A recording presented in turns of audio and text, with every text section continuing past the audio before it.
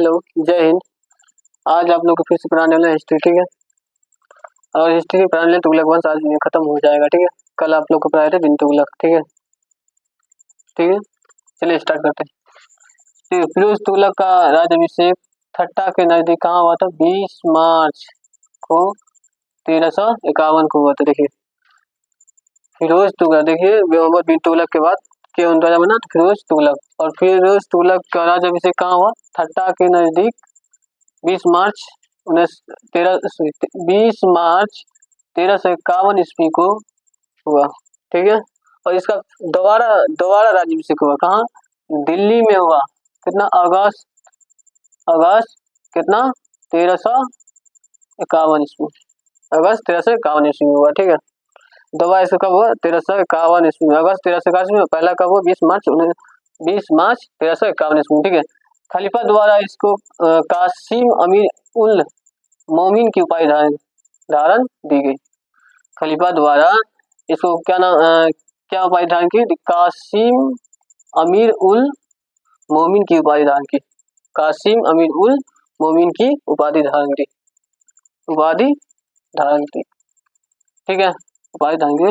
देखिए राजस्व व्यवस्था के अंतर्गत फिरोज ने अपने शासनकाल में कितना? 24 को करदायक करों को समाप्त करके, मतलब ये 24 को जो कर था ना, इसको समाप्त करके केवल कितना? 4 कर लगाया गया, ठीक है। और देखिए पहला कर कौन था? खजार, जिसको लगान बुलाया था। और ये देखिए खुमस, जिसे हम युद्ध में लूटा गया माल को हम खुमस बुला जाते हैं। और जजिया और जकात, ये 4 इसका 4 कर्ज लगाएगा। 24 को कर्ज ये नष्ट करके 4 को ये कर लगाएगा, ठीक है। फिरोज ब्राह्मणों पर जजिया लागू करने वाला पहला मुसलमान था। पहला मुसलमान था। ब्राह्मणों पर जजिया कर लगाने वाला मुसलमान था, ठीक है। और ये एक नए कर सिंचाई कर भी लगाया।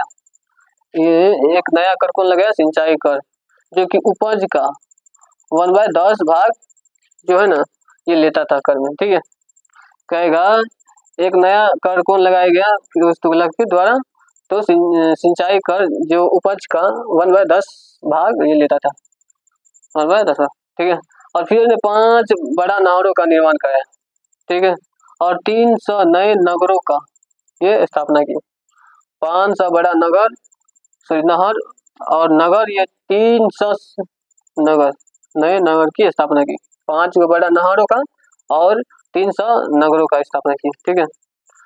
और देखिए सब प्रमुख, देखिए हिसार जैसे फिरोजाबाद दिल्ली में है। और फतेहाबाद और जौनपुर और फिरोजपुर ये प्रमुख ये है। 1, 2 और 3, 4 ये 5 गो जो है ना, 5 गो ये नगर ये प्रमुख नगर है, ठीक है। पहला हिसार, फिरोजाबाद और फतेहाबाद और जौनपुर और फिरोजपुर ये प्रमुख है, देखिए। और फिरोजाबाद ये भी क्या है? फिरोजाबाद जो कि टोपरा गांव के मेरठ से ये अशोक के दो स्तंभों को लाकर ये दिल्ली में क्या स्थापना किया? फिरोजाबाद। इतना तो ये प्रमुख इसका नगर है, लेकिन और उसके बाद ये फिरोजाबाद जो टोपरो गांव और मेरठ से जो अशोक का 2 स्तंभों को ये लाकर कहाँ किया? दिल्ली में स्थापना किया, ठीक है। और ये देखिए अनाथ मुस्लिम महिलाओं और विधवाओं और लड़कियों की हेल्प के लिए ये नए विभाग की स्थापना की, जिसका नाम लिखा दीवाने खैरात। जिसका नाम क्या रखा? दीवाने खैरात। वो कहेगा मुसलमानों, महिलाओं और विधवाओं और लड़कियों के लिए कौन सा विभाग के एक नए विभाग की स्थापना की? तो दीवाने खैरात की स्थापना की, ठीक है। देखिए और इसका सल्तनत कालीन में सबसे ज्यादा दासों का संख्या था, करीब 1,80,000 1,80,000 सॉरी तो बोल दिए देखो।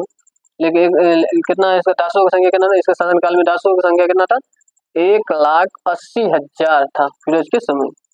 ठीक है। और दासों की देखभाल के लिए एक नए विभाग का भी स्थापना किया था, जिसका नाम रखा था दीवाने बांदगा की स्थापना किया। कहेगा दासों के लिए नजा जो नजा नजा विभाग को जो स्थापना किया उसका नाम क्या था, दीवाने बांदगा। दासों के लिए दीवाने बांदगा और मुस्लिम महिलाओं के लिए दीवाने खैरात की स्थापना की फिरोज तुगलक। ठीक है, फिरोज तुगलक ने। और इसने अपनी आत्मकथा फतूहात ए फिरोज शाही को रचना की है, फिरोज शाही की रचना की है। ठीक है, ये आत्मकथा कहाँ है, ठीक है, तो फतूहात ए फिरोजा शाही की रचना की है। ठीक है। और इसने जियाउद्दीन बरनी और शम्स ए सिराज अफीफ को यह अपना संरक्षण प्रदान किया। और जलमुखी मंदिर के पुस्तकालय से लूटे हुए गए 300 ग्रंथों को ये फारसी में विधान किया। फारसी में कहेगा कि जलमुखी मंदिर से पुस्तकालय से लूटे गए ग्रंथ जो था 1300, किसने फारसी में अनुवाद किया था, फिरोज तुगलक ने। ठीक है। और ये अपाउद्दीन द्वारा दलायते फिरोज शाही नाम से अनुवाद करवाया था। ये 1300 ग्रंथ जो जलमुखी मंदिर से लिया गया था, इसको अनुवाद किसने किया, अपाउद्दीन द्वारा दलायते फिरोज शाही नाम से अनुवाद करवाया। ठीक है। और इसने देखिए चांदी और तांबे के मिस्र से निर्मित सिक्के और भारी संख्या में जारी किया, जिसे हम क्या बोले जाते हैं, अड्डा और भीख भी कहा जाता है। चांदी और तांबे के मिश्र से निर्मित ये सिक्के जो जारी किया था, भारी संख्या में, बहुत ज्यादा संख्या किया था, उसका नाम क्या रखा, अड्डा और भीख रखा गया। अड्डा और भीख रखा गया। और इसका मृत्यु हो गया कितना, सितंबर 1388 ईस्वी को। इसका मृत्यु कब हुआ, 1388 ईस्वी को। राज्याभिषेक कब हुआ था, पहला राज्याभिषेक हुआ था 20 मार्च 1351 ईस्वी को। दूसरा राज्याभिषेक हुआ दिल्ली में जो हुआ था वो अगस्त 1351 ईस्वी में हुआ था। और इसका मृत्यु हो गया आपको 88 ईस्वी में। ठीक है। और इसके काल में निर्मित खाने जहां जो तेलगानी के मकबरा की तुलना किसे किया, जेरूसलम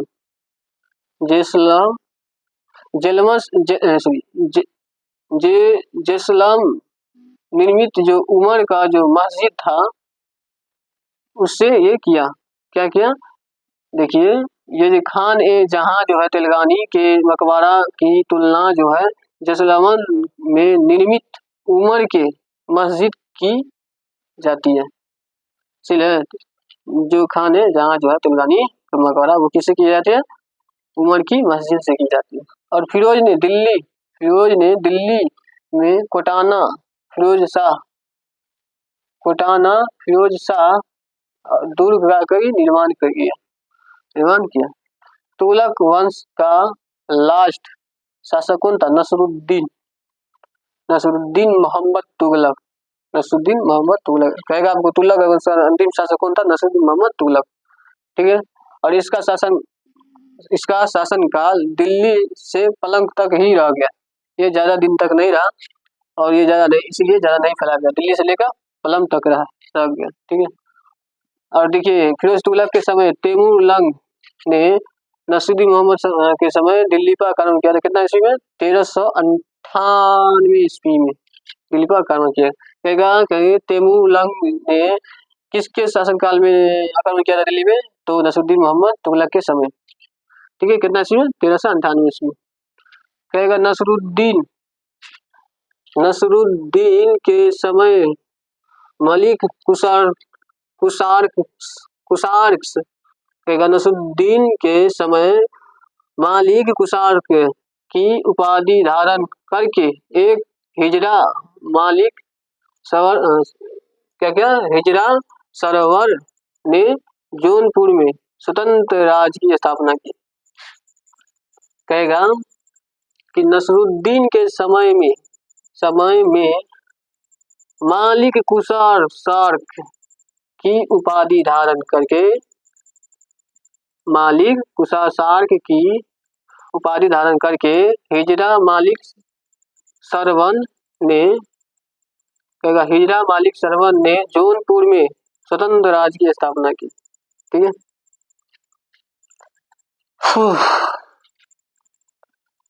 देखिए आप लोग को तो सब चीज बता दिए, तुला बस खत्म हो गया आप लोग को। ठीक है, अब सैयद वंश होगा। ठीक है, उसके बाद लोधी वंश। ठीक है, चलिए चलते यहीं से रहने दीजिए आज।